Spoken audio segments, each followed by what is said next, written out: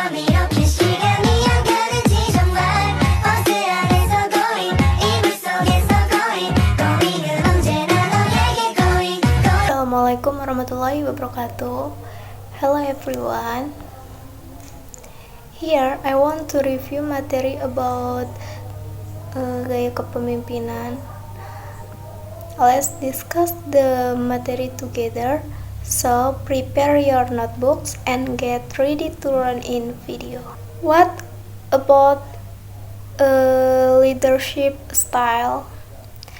Jadi, gaya kepemimpinan merupakan cara seorang pemimpin dalam mengelola timnya untuk mencapai tujuan organisasi. Cara ini mencakup perilaku, nilai, dan metode yang digunakan untuk memotivasi dan mengarahkan anggota tim menuju pencapaian yang diinginkan. Adapun pentingnya dalam memahami gaya kepemimpinan. 1.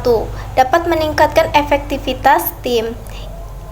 Sehingga efektivitas tim yang tepat dapat membantu meningkatkan kinerja tim, mendorong kolaborasi, dan menciptakan lingkungan kerja yang positif.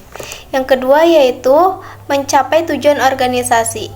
Pemimpin yang efektif dapat memilih gaya kepemimpinan yang sesuai dengan situasi dan kebutuhan organisasi untuk mencapai tujuan yang telah ditetapkan.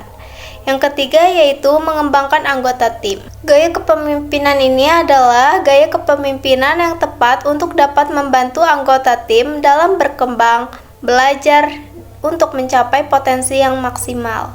Selanjutnya ada jenis-jenis gaya kepemimpinan. Jenis-jenis gaya kepemimpinan ada otoriter, demokratis, laissez-faire, ada transformasional, terus ada transaksional. Untuk otoriter sendiri yaitu dalam gaya otoriter ini pemimpin membuat semua keputusan sendiri dengan kontrol dan pengawasan yang ketat untuk dilakukan terhadap anggota tim. Memiliki komunikasi yang searah sehingga gaya kepemimpinan otoriter ini cocok untuk situasi krisis atau saat membutuhkan keputusan cepat. Yang kedua yaitu jenis gaya kepemimpinan demokratis. Dalam gaya kepemimpinan demokratis ini, pemimpin masih harus tetap melibatkan anggota tim dalam pengambilan keputusan dengan melakukan komunikasi dua arah dan saling terbuka antara pimpinan dan anggota tim. Pemimpin juga dapat mendorong partisipasi dan kreativitas sehingga gaya kepemimpinan demokratis ini sangat cocok untuk situasi yang membutuhkan solusi kreatif dan inovatif. Yang ketiga yaitu jenis gaya kepemimpinan laissez-faire. Dalam gaya kepemimpinan ini, pemimpin memberikan kebebasan yang besar kepada anggota timnya dengan pengawasan yang minimal. Tetapi anggota tim harus bertanggung jawab atas pekerjaan mereka sendiri. Maka gaya kepemimpinan ini cocok untuk tim yang berpengalaman dan mandiri. Yang keempat ada transformasional.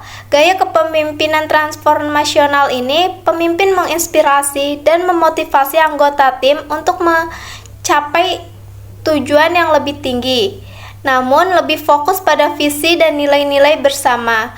Untuk mendorong perubahan dan inovasi, gaya kepemimpinan ini cocok untuk situasi yang membutuhkan perubahan besar atau lompatan besar.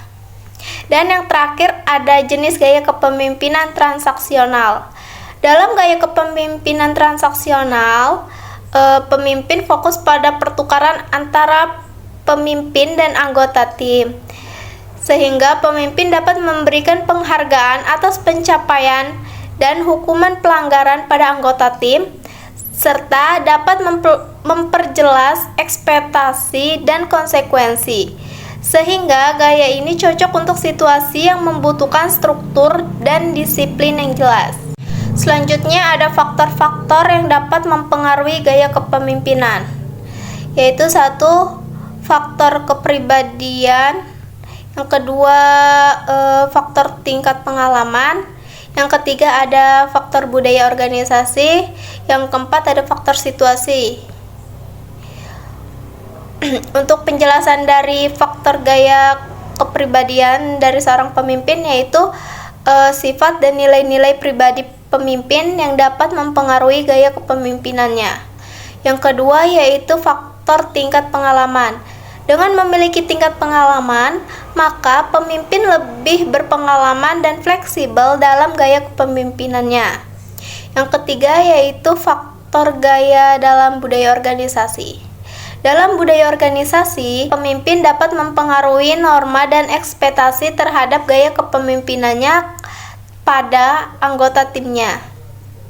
Yang keempat yaitu ada faktor situasi dan kebutuhan.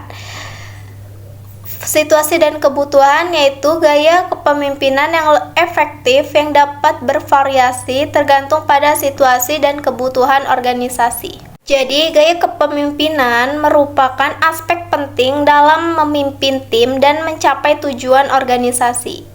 Tidak ada satu gaya kepemimpinan yang terbaik untuk semua situasi. Pemimpin yang efektif harus mampu memahami berbagai gaya kepemimpinan, menyesuaikan dengan kebutuhan dan terus belajar untuk mengembangkan diri untuk memposisikan ia sebagai pemimpin. Adapun tips dalam mengembangkan gaya kepemimpinan yang efektif. Yang pertama, kita harus mengenali diri kita sendiri. Yang kedua, kita harus mempelajari berbagai gaya kepemimpinan. Yang ketiga, bersikap fleksibel. Yang keempat, kita harus memiliki rasa ingin tahu dan terus belajar. Bagaimana sih kita mengenali diri kita sendiri?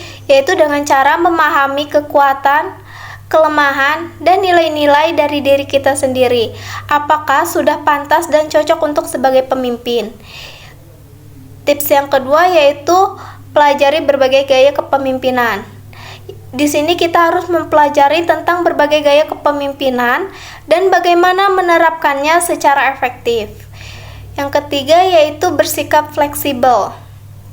Di sini kita harus bersikap untuk mengubah gaya kepemimpinan kita sendiri sesuai dengan kebutuhan dalam organisasi tersebut. Dan yang terakhir, kita harus memiliki rasa ingin terus tahu.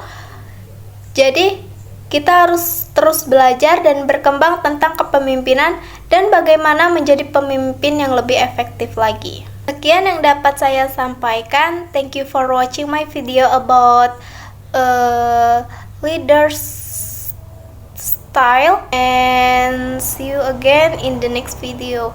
Wassalamualaikum warahmatullahi wabarakatuh.